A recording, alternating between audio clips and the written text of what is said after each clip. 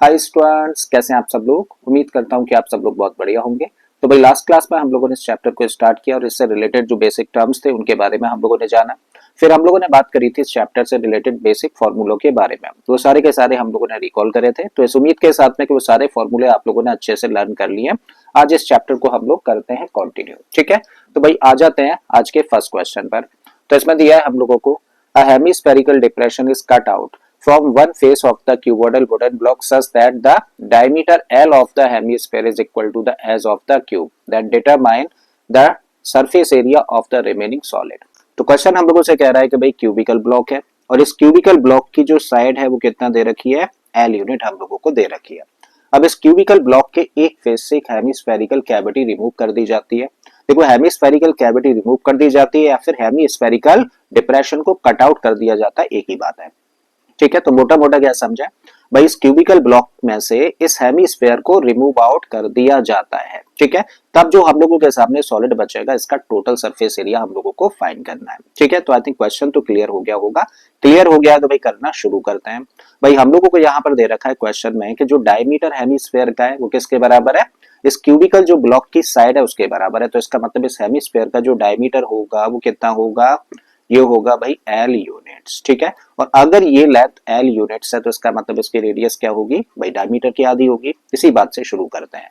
तो हम लोग कह सकते हैं कि radius of the hemisphere equal to L upon 2 और साइड ऑफ द क्यूब हम लोगों को दे रखी है कितनी, L यूनिट्स। और फाइनली हमें निकालना क्या है भाई, फाइनली तो हम लोगों को चाहिए यहाँ पे जो सॉलिड बचता है उसका टोटल सरफेस एरिया। ठीक है, तो कैसे निकाल सकते हैं भाई इसका टोटल सरफेस एरिया जो बचा हुआ सॉलिड है।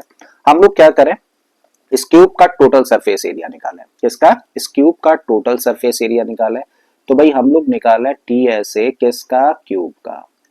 और इसमें से देखो ये वाला जो पार्ट है ना जो कि बेस है, किसका बेस है, इस हेमिस्फेयर का बेस है। ये तो डिप्रेशन बन जाएगा। तो इसका मतलब अगर पेंट करना होगा तो देखो इस एरिया को तो पेंट नहीं कर सकते हो क्योंकि यहाँ पे स्पेस ओपन होगा। ठीक है, इसका मतलब इस पार्ट को करना होगा माइनस, किस में से, इस क्यूब के टोटल सरफेस एरिया में से। तो भाई इसको माइनस करो। तो किसको माइनस कर रहा है, area of the base, area of the base of the hemisphere. लेकिन ये वाला जो पार्ट है ना, ये नया पार्ट इंट्रोड्यूस हो जाएगा जिसको कि अब आप पेंट कर सकते हो, जिसको कि अब आप व्यू कर सकते हो। और ये बेसिकली क्या है, कर्व्ड सरफेस है, किसका, हेमिस्फेयर का। इसका मतलब ये वाला पार्ट प्लस करना है। तो ये वाला पार्ट प्लस करने का मतलब क्या है कि भैया हम लोग CSA किसका, हेमिस्फेयर का प्लस कर दें। तो इस तरीके से हम लोग इस सॉलिड का टोटल सरफेस एरिया फाइंड कर सकते हैं। ठीक है, अब बस क्या करें, वैल्यूज पुट कर देते हैं। तो भाई सबसे पहले क्या लिखा है, TSA ऑफ द क्यूब। और क्यूब का TSA निकालने का फॉर्मूला होता है 6A² माइनस का साइन रखिए, area of the base of hemisphere. और हेमिस्फेयर का जो बेस होता है वो अपने आप में सर्कल होता है और सर्कल का एरिया निकालने का फॉर्मूला क्या होता है, तो आप कहेंगे πr² होता है। प्लस में CSA ऑफ हेमिस्फेयर, तो हेमिस्फेयर का CSA क्या होता है, ये होता है 2πr²। ठीक है, एक बार और लिख दो इसको, तो 6A² माइनस का πr² और यहाँ पर है 2πr²। तो क्या बचेगा, प्लस का πr²। अब वैल्यूज पुट कर देते हैं। भाई वैल्यूज किस किस की है, ए की वैल्यू पता है हम लोगों को और आर की भी वैल्यू हम लोग जानते हैं। तो रखिए 6 एज इट इज। ए की जगह पे क्या रखोगे, एल, तो यहाँ पे रख दिया आपने L² प्लस पाई को पाई ही रहने दो, आर की जगह पे L/2 रखोगे। तो L/2 और आर का स्क्वायर है तो इसका स्क्वायर कर देते हैं। तो ये बना 6L² प्लस पाई और इनटू में क्या हो गया, L²/4। देखो कभी भी जब ऐसा हो कि एक नंबर हो और एक फ्रैक्शन हो, इसको सिंप्लीफाई करना होता है तो क्या करते हैं, जो फ्रैक्शन का डिनोमिनेटर है इसका मल्टीप्लाई करो नंबर के साथ में। तो 4 का मल्टीप्लाई 6 के साथ में करेंगे तो 24, साथ में क्या है L² और यहाँ से क्या मिलेगा तब हम लोगों को पाई L² और अपॉन में आ जाएगा 4। अब इसी चीज को चाहो तो कैसे लिख सकते हो, देखो इसको लिख सकते हो 1/4 और ब्रैकेट में तब क्या रह जाएगा, ब्रैकेट में रह जाएगा 24 L² प्लस पाई L²।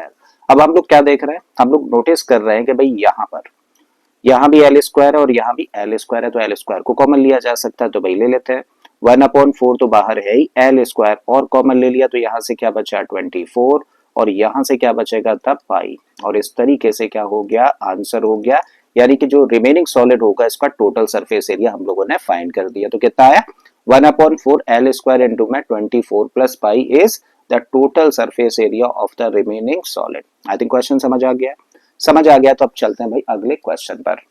तो इसमें दिया है हम लोगों को A medicine capsule is in the shape of a cylinder with two hemispheres stuck to each of its ends. The length of the entire capsule is 14 mm and the diameter of the capsule is 5 mm. Then find the surface area. तो question हम लोगों से कह रहा है कि भाई एक मेडिसिन कैप्सूल है और ये जो कैप्सूल है ना वो तीन सॉलिड से मिलकर बना है। कैसे बना है जरा समझो भाई। हम लोग अगर यहाँ से एक लाइन ड्रॉ कर दें और एक लाइन हम लोग यहाँ से ड्रॉ कर दें तो आप क्लियरली देख पा रहे हो तीन सॉलिड्स। देखो ये वाला जो पार्ट है ये अपने आप में क्या है, हेमीस्फेयर है। ये वाला पार्ट भी अपने आप में एक हेमीस्फेयर है और ये जो बीच में पार्ट है ना वो क्या है, एक सिलेंडर है। तो एक सिलेंडर है और दो हेमीस्फेयर्स हैं जो कि सिलेंडर के दोनों एंड्स पर लगे हुए हैं। तो इस तरीके से ये कैप्सूल तैयार हुआ है। हमें क्या निकालना है भाई, हम लोगों को इस कैप्सूल का टोटल सरफेस एरिया फाइंड करना है। अब टोटल सरफेस एरिया फाइंड करना है तो दिया क्या है भाई हम लोगों को डायमीटर दे रखा है किसका, इस सिलेंडर और हेमीस्फेयर दोनों का 5 मिलीमीटर डायमीटर है। और ये टोटल लेंथ है किसकी, इस कैप्सूल की टोटल लेंथ हम लोगों को दे रखी है 14 mm। ठीक है। अब हम लोगों को अगर टोटल सरफेस एरिया निकालना है तो कैसे निकाल सकते हैं, देखो जरा भाई। स्टार्ट करते हैं हम लोग इस क्वेश्चन को यहाँ से। ये क्या है, डायमीटर है, कितना दे रखा है 5 mm।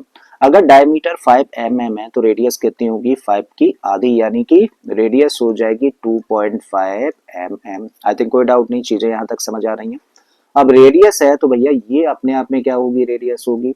और ये रेडियस है तो भाई ये भी तो रेडियस है, तो इसकी भी लेंथ कितनी होगी इस पार्ट की, ये होगी 2.5 mm। बिल्कुल इसी तरीके से भैया ये भी क्या होगी, रेडियस होगी। इसका मतलब ये पार्ट भी कितना हुआ, 2.5 mm हो जाता है। तो अब जरा समझिए, देखो यहां से यहां तक की लेंथ है 2.5 mm, यहां से यहां तक की लेंथ है कितनी, 2.5 mm, और ये टोटल लेंथ है कितनी, 14 mm। तो क्या हम लोग ये वाली लेंथ फाइंड कर सकते हैं, तो आप कहेंगे बिल्कुल फाइंड कर सकते हैं। कैसे, 14 mm में से 2.5 इधर और 2.5 इधर से माइनस कर दिया जाए तो 2.5 और 2.5 कितना हो गया, 5 हो गया। मतलब 14 mm में से 5 माइनस कर देंगे तो कितना बचेगा, 9 mm। ठीक है। तो ये लेंथ निकल आई किसकी भाई, ये लेंथ है किसकी, सिलेंडर की। ठीक है। तो इतनी बात हम लोग पहले लिख देते हैं। तो कहां से शुरू करें, the radius of hemisphere is equal to the radius of the cylinder। और दोनों की रेडियस को r से रिप्रेजेंट कर रहे हैं तो कितनी हो जाएगी, 5/2। 5/2 का मतलब 2.5 mm। ठीक है। देयरफॉर क्या निकाल सकते हैं, जब रेडियस निकाल दिया तो देयरफॉर द हाइट कह लो या फिर लेंथ कह लो, therefore the length of the cylinder equal to, अगर इसको h से रिप्रेजेंट करते हैं तो कैसे निकाली जा सकती है, 14 में से 2.5 प्लस 2.5 को माइनस कर दें तो कितना आ जाएगा, 9 mm। ठीक है। तो अब हम लोगों के पास में सिलेंडर की लेंथ है और हम लोगों के पास में दोनों की रेडियस है। हमें क्या निकालना है भाई, हम लोगों को निकालना है इस कैप्सूल का total surface area. So therefore TSA of the capsule कैसे निकाला जा सकता है भाई, हम लोग सिंपली क्या करें, सिलेंडर का कर्व्ड सरफेस एरिया, क्योंकि इसी पार्ट को हम लोग पेंट कर सकते हैं, व्यू कर सकते हैं। बस इतना सोचो कि किस पार्ट को पेंट कर सकते हो या फिर कौन कौन से पार्ट्स आपको विजिबल होंगे, देखे जा सकते हैं।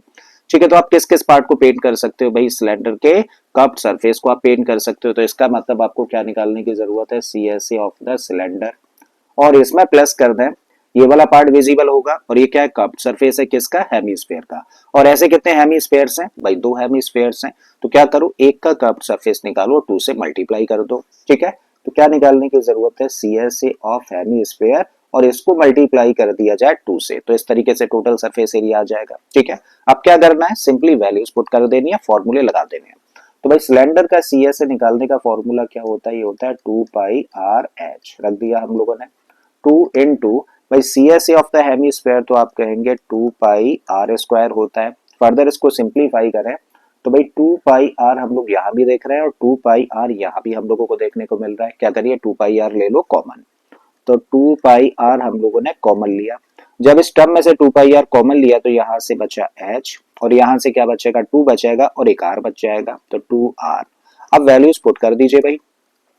ठीक है। तो 2 एज इट इज, पाई की जगह पे हम लोगों ने रखा 22/7। रेडियस देखो दोनों की कितनी है, 2.5 है, तो 2.5। एच की जगह पे 9 मिलीमीटर, और 2 इंटू आर है तो 2 इंटू 2.5 लिख सकते हैं इसको। ठीक है। फर्दर इसको सिंप्लीफाई करें तो इन दोनों का मल्टीप्लाई कर देंगे तो बन गया 44 इंटू में 2.5 अपॉन में क्या आ गया 7, और यहाँ पर आ जाए तो 9 प्लस दोनों का मल्टीप्लाई कर देंगे तो 5 बन जाएगा। ठीक है, so this can be return 44 into 2.5, और इन दोनों को प्लस कर दिया जाए तो बन गया 14 और अपॉन में 7 है। अब 7 से देखो इसको कैंसिल कर दो, 2 टाइम्स कैंसिल होगा। अब 2 का मल्टीप्लाई 2.5 में करेंगे तो कितना बन जाएगा 5, और 5 का मल्टीप्लाई करेंगे 44 में तो 5 4 जा 20, 5 4 जा 20 और 2 कितना हो गया 22।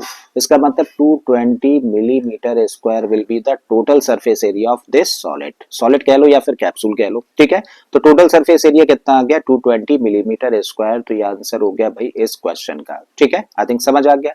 समझ आ गया तो चलते हैं अब अगले क्वेश्चन पर, इसको थोड़ा सा ध्यान से समझना। इसमें हम लोगों को दिया है A tent is in the shape of a cylinder surmounted by a conical top। तो भाई हम लोगों को टेंट दे रखा है, ठीक है, और इस टेंट में हम लोग देखें तो नीचे क्या एक सिलेंडर है, और इस सिलेंडर के ऊपर एक कोन प्लेस किया हुआ है, कोन रखा हुआ है। करेक्ट है, तो ये कॉम्बिनेशन है किसका, एक सिलेंडर और एक कोन का कॉम्बिनेशन है।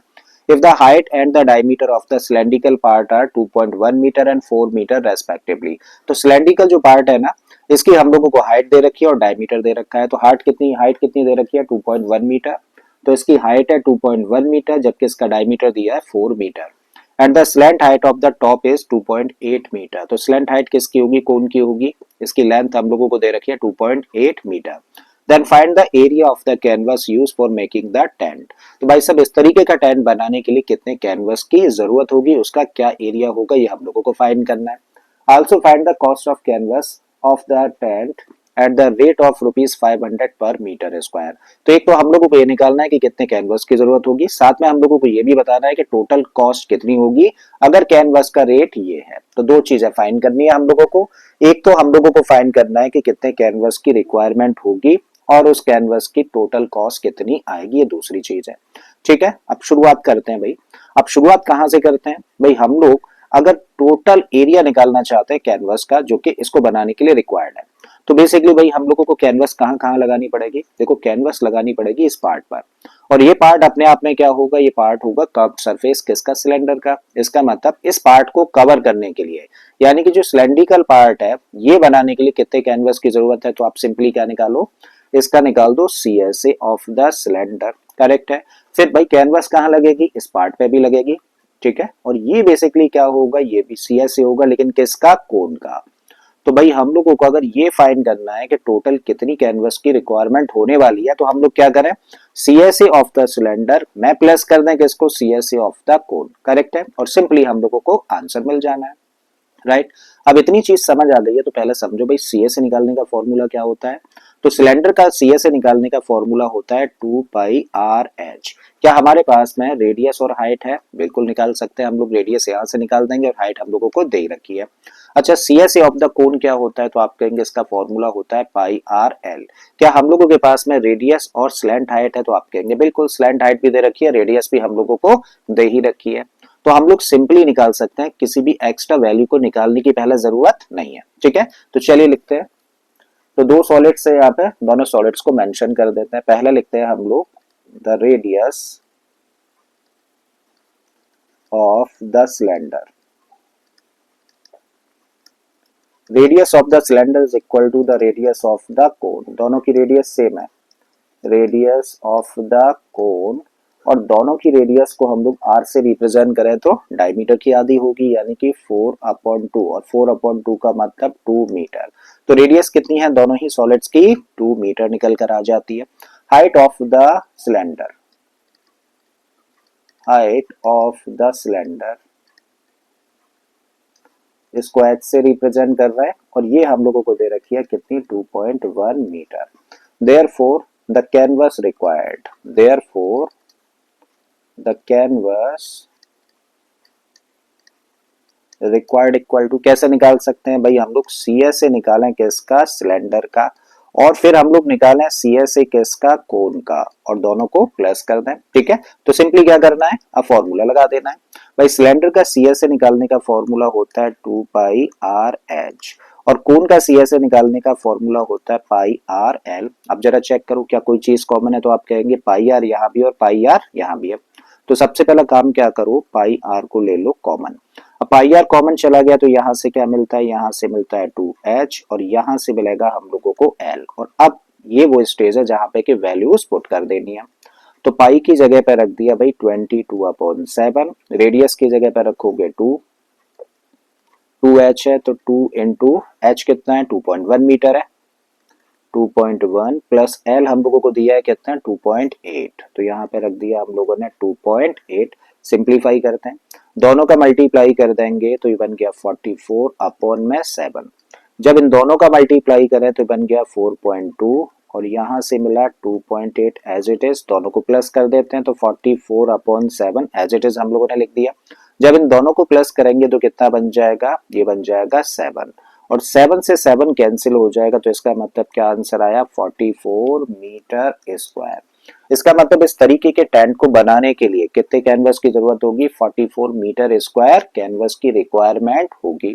अब हमें क्या निकालना है भाई, टोटल कॉस्ट भी तो निकालनी है। रेट हम लोगों को ये दे रखा है, ठीक है, तो अब निकालते हैं total cost. So now total cost.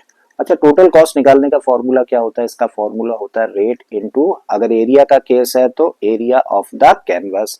अब रेट कितना दे रखा है, रेट दे रखा है भाई 500 रुपीज पर मीटर स्क्वायर। और कितना एरिया है भाई, कितनी कैनवस की रिक्वायरमेंट है 44 मीटर, तो मल्टीप्लाई कर दें तो 5 चौक 20, 5 चौक 20 और 2 22 और 2 जीरो लास्ट में लग जाएंगे, ठीक है। तो इसका मतलब 22,000 रुपीज। इसका मतलब इसको बनाने के लिए कितने रुपए की कैनवस लगने वाली है, 22,000 रुपीज की कैनवस इसके अंदर यूज होने वाली है। तो ये टोटल कॉस्ट निकल आती है किसकी, कैनवस की, ठीक है। तो ये आंसर हो गया भाई इस क्वेश्चन का। उम्मीद करता हूँ कि बहुत अच्छे से आप लोगों को समझ आ गया होगा, ठीक है। तो चलिए बढ़ते हैं अगले क्वेश्चन पर। अब इस क्वेश्चन को थोड़ा सा ध्यान से समझना, बहुत इंपॉर्टेंट क्वेश्चन है, ठीक है। तो इसमें हम लोगों को दिया है the height of a conical tent is 9 metre. तो भाई कोनिकल टेंट है और इसकी हाइट हम लोगों को दे रखी है कितनी, 9 metre. A vertical pole of 6 metre height is placed 4 metre away from its center such that it touches the surface. Then find the total cost of the canvas to make it at the rate of rupees 250 per metre square. तो question हम लोगों से कह रहा है कि भाई conical tent है, चलो पहले बना लेते हैं कोनिकल टेंट, ठीक है, तो थोड़ा सा अंडरस्टैंडिंग ना बेटर हो जाएगी इसको लेकर। तो भाई कोनिकल टेंट हम लोग करते हैं तैयार,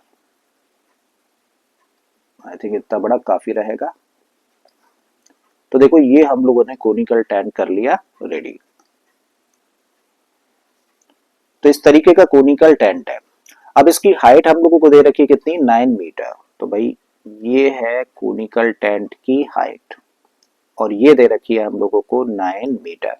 अब बोला है vertical pole of 6 metre height is place 4 metre away from its centre. तो भैया सेंटर से कितनी डिस्टेंस पर, देखो ये तो रेडियस होगी, ठीक है, तो सेंटर अगर हम लोग ओ मान लें तो यहां से कितनी डिस्टेंस पर, 4 मीटर की डिस्टेंस पर एक पोल को खड़ा किया जाता है, वर्टिकली इसको खड़ा किया जाता है। तो भैया पोल इस तरीके से खड़ा कर दिया हम लोगों ने, ठीक है। तो vertical pole is vertical pole of 6 metre height, तो इसकी हाइट कितनी है, 6 मीटर हाइट दे रखी है, किसकी, इस पोल की हाइट दे रखी है। और जब इसको सीधे खड़े किया जाता है ना तो इसके सरफेस को टच करता है, मतलब यहाँ इस पॉइंट तक ये जाता है। तब हमें क्या निकालना है, total cost of the canvas, यानी कि कैनवस की टोटल कॉस्ट निकालनी है, इस रेट पर निकालनी है। तो बेसिकली हमें पहले क्या फाइंड करने की जरूरत है, अगर टोटल कॉस्ट चाहिए कैनवस की तो पहले ये तो निकालना है भैया कैनवस लगेगा कितना, और कैनवस किसके बराबर लगेगा, इस कोन के कर्व्ड सरफेस एरिया के बराबर कैनवस यूज होने वाला है, ठीक है। तो इसका मतलब बेसिकली हमें क्या निकालने की जरूरत है, CSA फाइंड करने की जरूरत है। और CSA निकालने का फॉर्मूला क्या होता है, पाई आर एल। मतलब हम लोगों को दो चीजों की जरूरत है, एक तो रेडियस और दूसरा एल की जरूरत है। क्या हमारे पास अभी ये सारी चीजें हैं, तो आप कहेंगे अभी नहीं है, ठीक है। तो चलिए फाइंड करते हैं वो सारी की सारी चीजें। भाई हम लोग यहाँ पे देख रहे हैं तो फिगर हम लोगों के सामने है, चलो इसकी लेबलिंग कर देते हैं। इसको हम लोगों ने बोल दिया ए, इसको हम लोगों ने बोल दिया बी, और इस पॉइंट को कह देते हैं सी, और इस पॉइंट को कह दिया हम लोगों ने डी, करेक्ट है। तो भाई ये हम लोगों को पता है लेंथ, ये हम लोगों को पता है लेंथ, ये हम लोग जानते हैं 4 मीटर है। तो इस पार्ट को चलो हम लोग मान लेते हैं एक्स, ये वाला पार्ट हम लोगों ने क्या मान लिया, एक्स मान लिया। अब देखो यहाँ पे दो ट्राइंगल्स बन रहे हैं, कौन कौन से, ध्यान से समझना। एक तो देखो ये वाला ट्राइंगल जिसको कि अभी मैंने ब्लैक कलर से शो किया है, ठीक है, और दूसरा ट्राइंगल हम लोग ले रहे हैं चलो ब्लू कलर से, ये वाला ट्राइंगल जिसको कि अब हम लोग शेड कर रहे हैं। तो भाई यहाँ पे दो ट्राइंगल्स हैं, एक तो ब्लैक यानी कि छोटा वाला, और दूसरा कौन सा, दूसरा बड़ा वाला जो ब्लू कलर से हम लोगों ने रिप्रेजेंट किया है।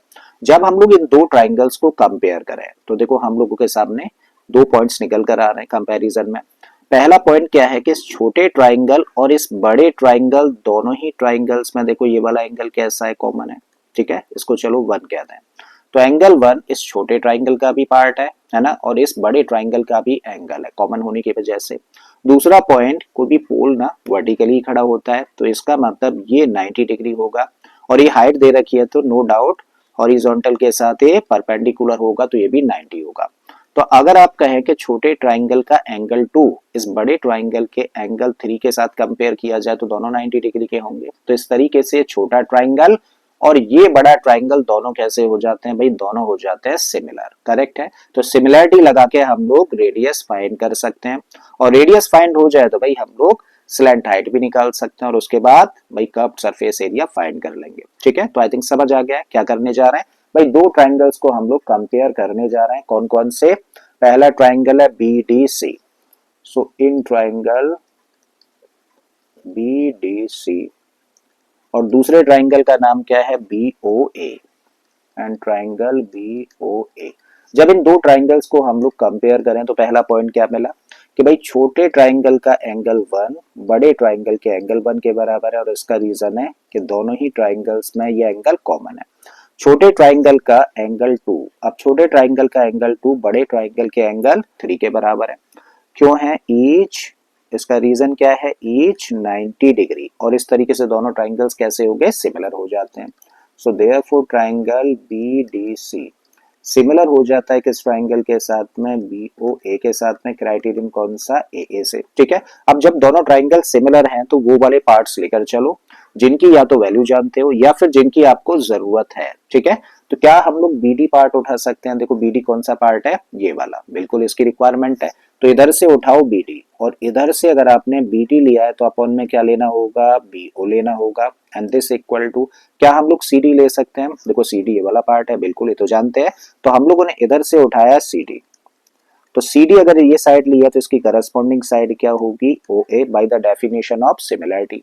अब वैल्यूज रख दो, BD की जगह पे क्या रखोगे, देखो BD कितना है, x है फ्रॉम द फिगर, तो भैया x रखा अपॉन BO, BO का मतलब ये वाला पार्ट, और इसको लिख सकते हैं 4 प्लस एक्स, तो यहाँ पे हम लोगों ने रख दिया 4 plus x, and this equal to CD लिखा हुआ, और CD की लेंथ कितनी है, 6 है, तो 6 रखा अपॉन में OA का मतलब 9 मीटर, तो यहाँ हम लोगों ने 9 पुट कर दिया, ठीक है। कैंसिल आउट कर दो, देखो 3 से कैंसिल हो जाएगा 2 टाइम्स, 3 से कैंसिल हो जाएगा 3 टाइम्स। अब क्रॉस मल्टीप्लाई कर दो, तो 3 का मल्टीप्लाई x में करेंगे तो बन गया 3x, 2 का मल्टीप्लाई इसके साथ में करेंगे तो ये बन गया 8 प्लस 2x। हमें तो x चाहिए ना, तो वेरिएबल एक तरफ लेकर जाए, तो 3x अपनी जगह पर है, इसको ट्रांसपोज करेंगे तो माइनस का 2x, and this equal to 8, minus कर दिया तो x कितना आ गया, 8 निकल कर आ जाता है, ठीक है। तो हम लोगों ने x की वैल्यू निकाल दी जो कि कितनी निकल कर आई, 8 मीटर। और अगर ये वाला पार्ट 8 मीटर है तो इसका मतलब हम लोग रेडियस फाइंड कर सकते हैं, ठीक है। सो लिखते हैं भाई इस बात को, देयरफॉर OA कहने का मतलब रेडियस कितनी हो जाती है, 4 प्लस 8, और 4 प्लस 8 का मतलब हो गया 12 मीटर, ठीक है। तो अब ये लेंथ हम लोगों के पास में कुल मिला के कितनी, 12 मीटर, ठीक है। और ये हम लोग जानते हैं 9 मीटर हम लोगों को दे रखा है, और हम लोगों को क्योंकि कर्व्ड सरफेस एरिया निकालने की जरूरत है तो किसकी जरूरत है, L की जरूरत है। तो भाई ये L अपने आप में क्या है, हाइपोटेनियस है, पाइथागोरस थ्योरम लगा दीजिए, ठीक है। So now using Pythagoras theorem in triangle कौन सा, AOB, रख दीजिए भाई। AO का स्क्वायर प्लस OB का स्क्वायर किसके बराबर होगा, AB के स्क्वायर के बराबर होगा, तो इस मींस AB का स्क्वायर इक्वल टू AO का स्क्वायर प्लस BO का स्क्वायर। AO कितना है, ये 9 है तो 9 का स्क्वायर, ये अभी अभी निकाला है 12, तो 12 का स्क्वायर, 9 का स्क्वायर होता है 81, 12 का स्क्वायर होता है 144, दोनों को प्लस कर दे तो 4 और 1 हो गया 5, और 8 और 4 12, और ये बन जाएगा 2, तो कितना हो गया 225। इट मींस ए बी का स्क्वायर कितना आ गया, 225 निकल कर आ गया। तो ए बी कितना होगा भाई, 225 स्क्वायर होता है किसका, 15 का। तो ए बी की लेंथ आ गई 15 मीटर, दिस इंप्लाइज के एल कितना हुआ, 15 मीटर हो जाता है, ठीक है। तो अब हम लोगों के पास में भाई रेडियस भी है जो कि कितनी है 12 मीटर, और अब हम लोगों के पास में स्लैंट हाइट भी है, ये हम लोगों ने फाइंड कर ली कितनी 15 मीटर। और हमें क्या चाहिए टोटल कैनवस रिक्वायर्ड यानी कि एरिया ऑफ द कैनवस। ठीक है। So therefore area of the canvas equal to pi R L. Pi की जगह पे रखिए 22/7, आर की जगह पे हम लोग रखेंगे 12 और एल की जगह पे हम लोगों ने रख दिया 15। अब इसको कर लेते हैं सिंप्लीफाई, कुछ कैंसिल आउट तो होगा नहीं, तो क्या करना होगा सबको मल्टीप्लाई और 7 से डिवाइड। ठीक है। तो सबसे पहले 15 का मल्टीप्लाई कर दो इसके साथ, चलो 12 के साथ में कर दो, तो 15 और 12 का मल्टीप्लाई करते हैं तो कितना आता है 180, और 180 का मल्टीप्लाई कर दो इसके साथ में तो 18, 18 दूनी 36, 18 दूनी 36 और 3 39 आ जाएगा, और एक जीरो आ जाएगा, अपॉन में 7 निकल कर आएगा। सो 3960 अपॉन 7 आ जाएगा। अब इसको डिवाइड कर दो भाई, तो 3960 को हम लोग डिवाइड कर रहे हैं 7 से, 7 पंजे 35, बचा कितना 4, 7 6 42, 4 बचा 0, 7 पंजे 35, 5 बचता है, डेसिमल लगा दो, 0 बढ़ा दो, 7 टाइम्स आएगा 49, 1 बचेगा, 0 बढ़ा देंगे तो 1। इसका मतलब इसको राउंड ऑफ करके हम लोग क्या लिख सकते हैं, अप्रोक्सीमेटली इसको लिख सकते हैं 565.71 मीटर स्क्वायर। इसका मतलब इतने कैनवस की रिक्वायरमेंट होगी इस टेंट को बनाने के लिए। अब कैनवस की रिक्वायरमेंट तो हम लोगों को पता चल गई, हमें क्या निकालना है फाइनली, तो हम लोगों को टोटल कॉस्ट निकालनी है ना। ठीक है। सो देयरफॉर टोटल कॉस्ट, अच्छा टोटल कॉस्ट निकालने का फॉर्मूला क्या होता है, देयरफॉर टोटल कॉस्ट, भाई टोटल कॉस्ट निकालने का फॉर्मूला होता है रेट, और एरिया का केस हो तो इनटू एरिया। ठीक है। तो रेट हम लोगों को दे ही रखा है कितना 250 रुपीस पर मीटर स्क्वायर, और एरिया कितना है, एरिया है 565.71। दोनों को कर दिया जाए मल्टीप्लाई, तो क्या लिखा है 565.71, इसमें मल्टीप्लाई कर रहे हैं 250 का, तो ऐसा करते हैं 25 का कर लेते हैं, जो जीरो है ना इसको बाद में लगा देंगे। तो 5 एकम 5, 5 सत्ते 35, 3 पचम 25 और 3 28, 5 से 30 और 2 32, पचम 25 और 3 28 हो गया।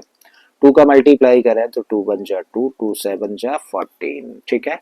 2 5 जा 10 और 1 11, 2 6 12 और 1 13 हो जाएगा, 2 5 10 और 1 11 हो गया। तो 5 7 8 और 4 12, 2 और 1 3 और 1 4 हो जाएगा, 8 और 3 11 होगा, 2 और 1 3 और 1 4 और 1, एक जीरो और लगा देते हैं ये वाला। ठीक है।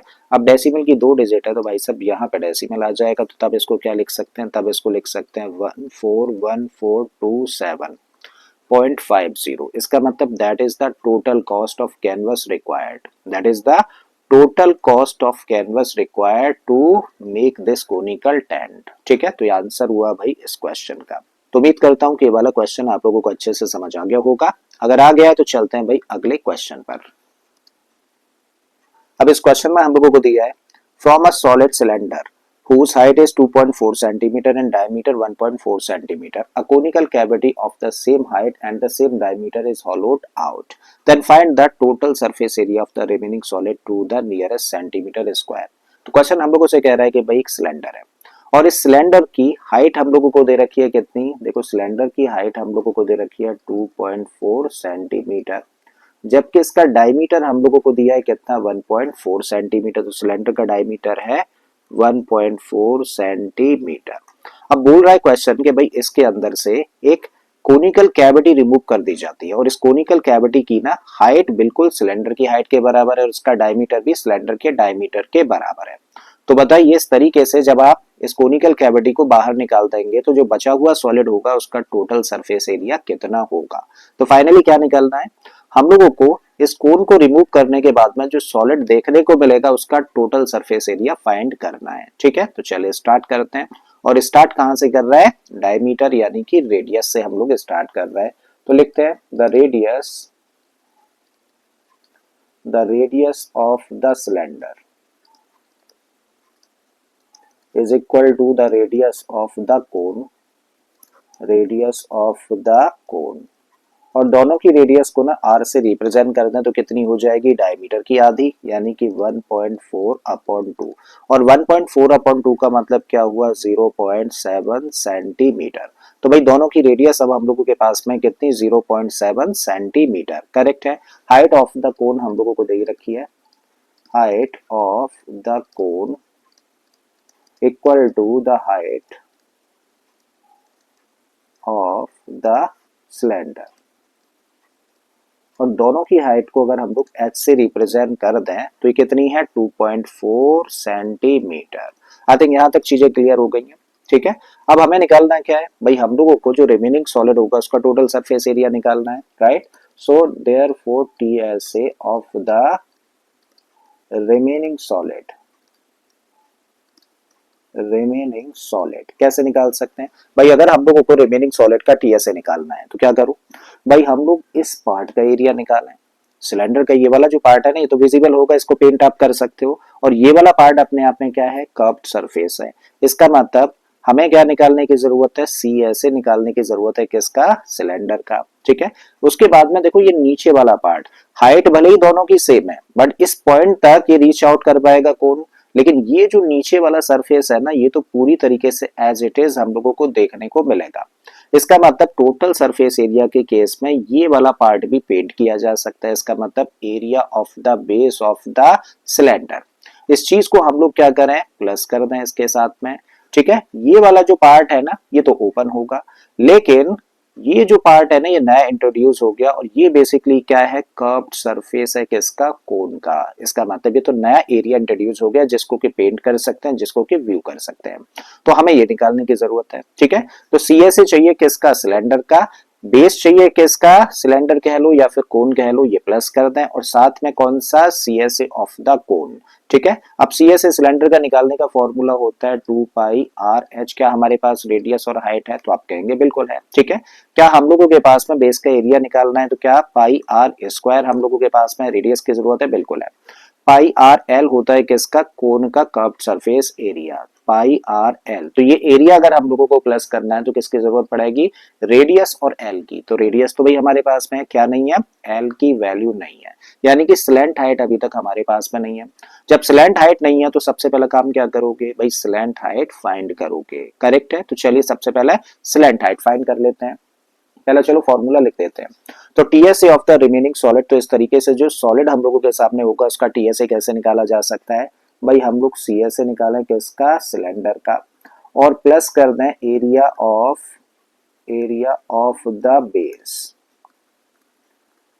The base of the cylinder को,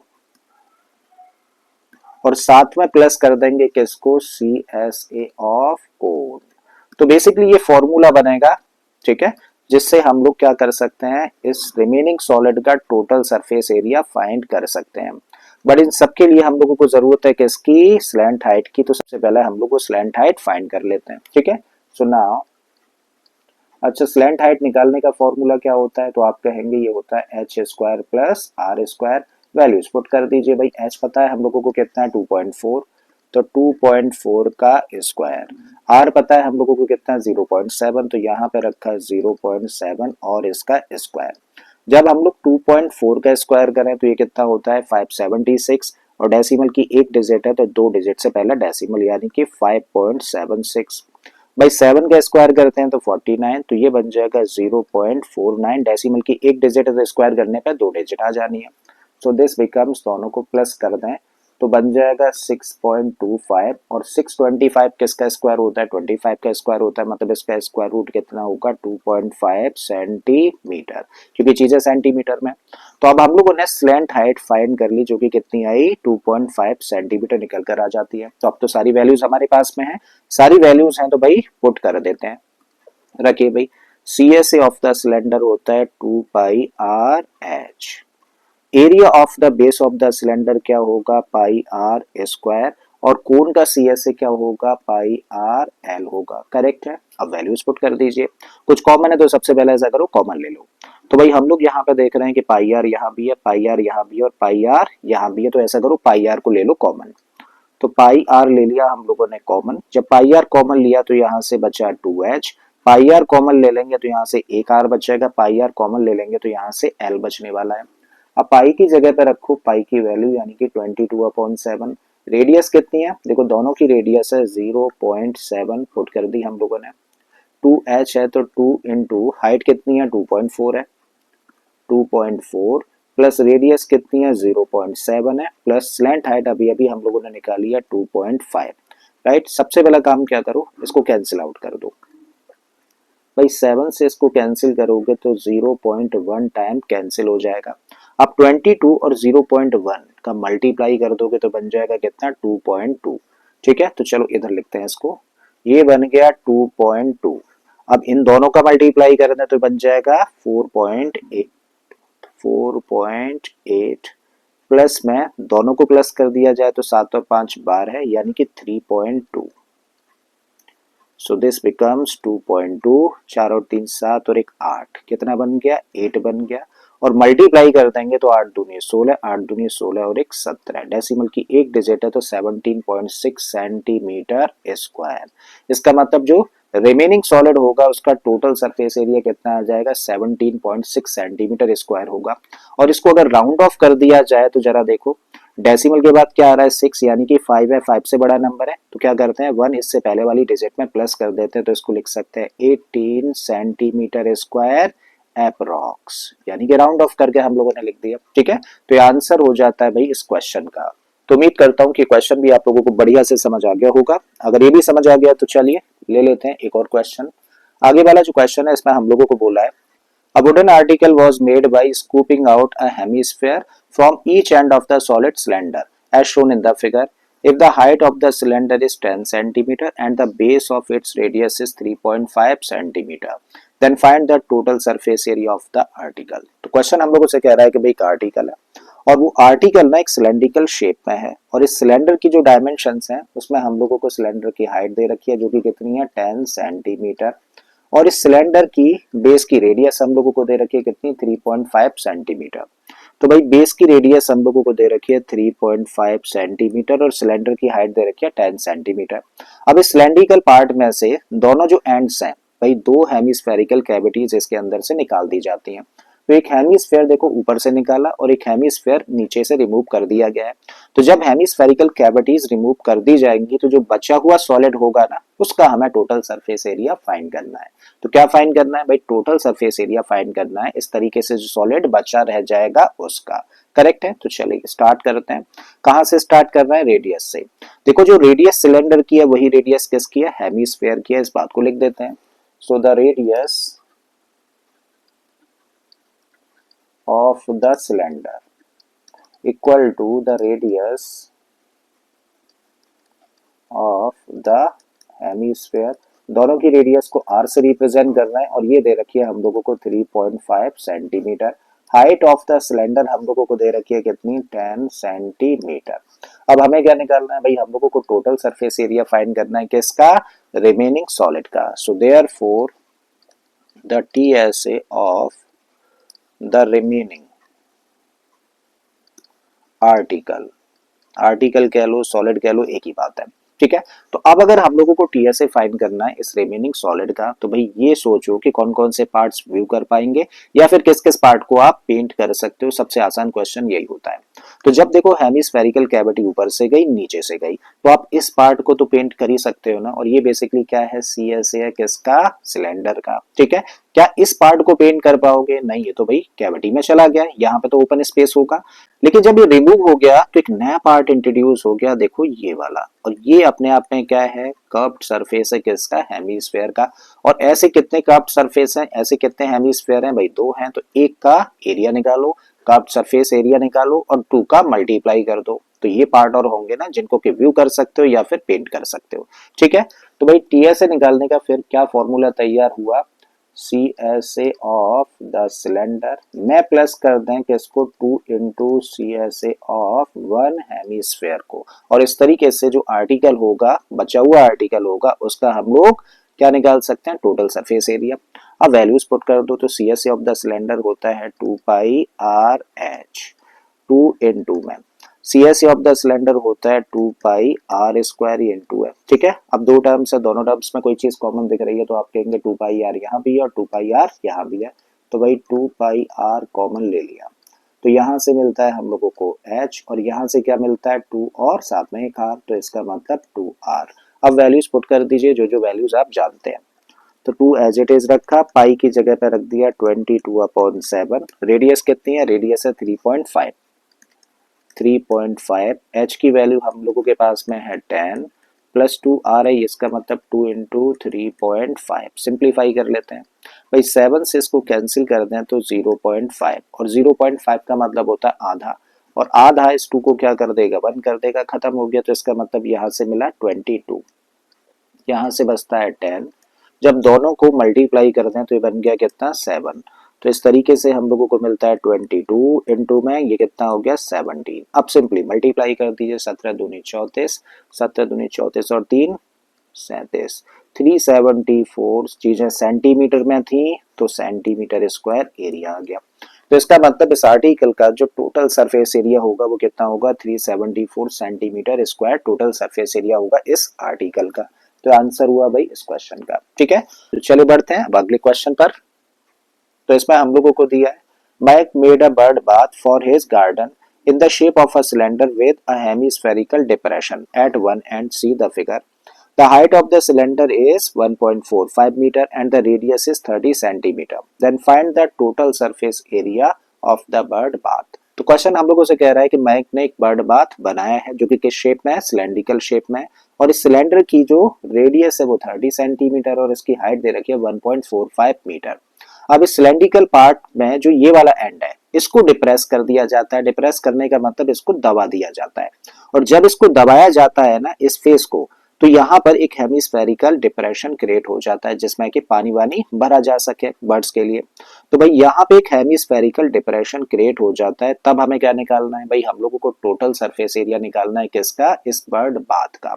तो जब इसका टोटल सरफेस एरिया हम लोगों को चाहिए, तो भाई टोटल सरफेस एरिया निकालने के लिए किस किस चीज की जरूरत है भाई, हम लोगों को ये वाला सरफेस विजिबल होगा, इसका मतलब हम लोगों को CSA निकालना है किसका, सिलेंडर का। अच्छा, ये टॉप तो विजिबल होगा नहीं, ये तो ओपन स्पेस होगा, लेकिन इस ओपन स्पेस के आ जाने से यहाँ पे ये वाला सरफेस नया क्रिएट हो गया, नया इंट्रोड्यूस हो गया, जिसको कि चाहो तो पेंट भी कर सकते हो और व्यू भी कर सकते हो। और ये वाला स्पेस अपने आप में क्या है, कर्व्ड सरफेस है किसका, एक हेमिस्फेयर का। इसका मतलब CSA ऑफ हेमिस्फेयर भी निकालने की जरूरत है। और दोनों को अगर प्लस कर दिया जाए तो इस तरीके से क्या निकल आएगा, total surface area of the bird bath निकल कर आ जाएगा। ठीक है, तो चलिए बढ़ाते हैं क्वेश्चन को यहीं से। Radius, the radius of hemisphere is equal to the radius of the cylinder, और दोनों की रेडियस को r से रिप्रेजेंट करना है, ये कितनी है, 30 सेंटीमीटर। अब इस सेंटीमीटर को चेंज कर लेते हैं मीटर में, क्योंकि यहाँ चीजें सेंटीमीटर में और यहाँ पर मीटर में। तो 30 सेंटीमीटर को हम लोग क्या लिख सकते हैं, 0.3 मीटर लिखा जा सकता है। तो रेडियस है, the height and the height of the cylinder equal to h, और ये दे रखी है कितनी, 1.45 मीटर। तो 1.45 मीटर हाइट दे रखी है। अब हमें निकालना क्या है भाई, हम लोगों को टोटल सरफेस एरिया चाहिए। तो therefore total surface area of the bird bath equal to CSA निकाला जाए किसका, सिलेंडर का। इसमें हम लोग CSA प्लस करते हैं किसका, हेमिस्फेयर का। अब बस वैल्यूज पुट कर दीजिए, फॉर्मूला लगा दीजिए भाई। सिलेंडर का CSA निकालने का फॉर्मूला 2πRh होता है। हेमिस्फेयर का CSA निकालना है तो 2πr² होता है। व्हाट इज कॉमन, 2πr यहाँ भी है, 2πr यहाँ भी है।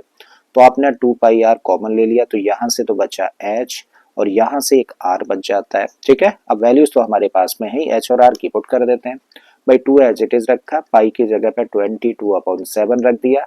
r कितना है, 0.3 है, तो यहाँ पे 0.3। h की जगह पे हम लोगों ने रख दिया 1.45 और r की जगह पर 0.3 पुट कर दिया। अब देखो क्या करो, इन सबको कर लो मल्टीप्लाई, क्योंकि कुछ कैंसिल आउट तो होगा नहीं। तो आपने क्या किया, 3 2 जा 6, 3 और 2 का मल्टीप्लाई करेंगे तो 6 और 6 2 जा 12, 6 2 जा 12 और 1 13, और डेसिमल के बाद एक डिजिट है तो एक डिजिट से पहला डेसिमल। जब इन दोनों को प्लस करेंगे तो क्या मिलेगा, देखो यहाँ से हम लोगों को मिलेगा 1.75, और अपॉन में क्या है, अपॉन में 7 है। अब क्या करिए, 7 से इसको डिवाइड कर दो, तो 7 2 जा, डेसिमल आ गया पहले, तो 7 2 जा 14, 3 बचेगा 5, 7 5 जा 35 हो गया। तो 0.25 और 13.2 का अब अगर मल्टीप्लाई कर दिया जाए तो 25 दूनी 50, 5 गया 25 दिया, 75 और 5 80, 8 गया, 25 एकम 25 और 8 33, ठीक है। डेसिमल की 2 और 1 3 डिजिट्स हैं, तो 1 2 3 डिजिट से पहला डेसिमल तो कितना आ गया 3.3 मीटर स्क्वायर। तो ये है भाई क्या, total surface area of the bird bath, ठीक है। तो आई थिंक आज जितने भी क्वेश्चंस हम लोगों ने डिस्कस करे हैं, सारे के सारे क्वेश्चंस आप लोगों को बहुत अच्छे से समझ आ गए होंगे। सिंपल से क्वेश्चंस है, फॉर्मूला बस लगाइए, कुछ चीजें कॉमन है तो उनको कॉमन लीजिए, वैल्यूज पुट करिए और कैलकुलेशंस को प्रॉपरली कर दीजिए। बस इतना भर करना है इस चैप्टर के अंदर जो क्वेश्चंस है उनके साथ में, ठीक है। तो चलिए अगली क्लास में मिलते हैं कुछ और बेहतरीन क्वेश्चन के साथ में। Till then keep learning and thank you for being with us.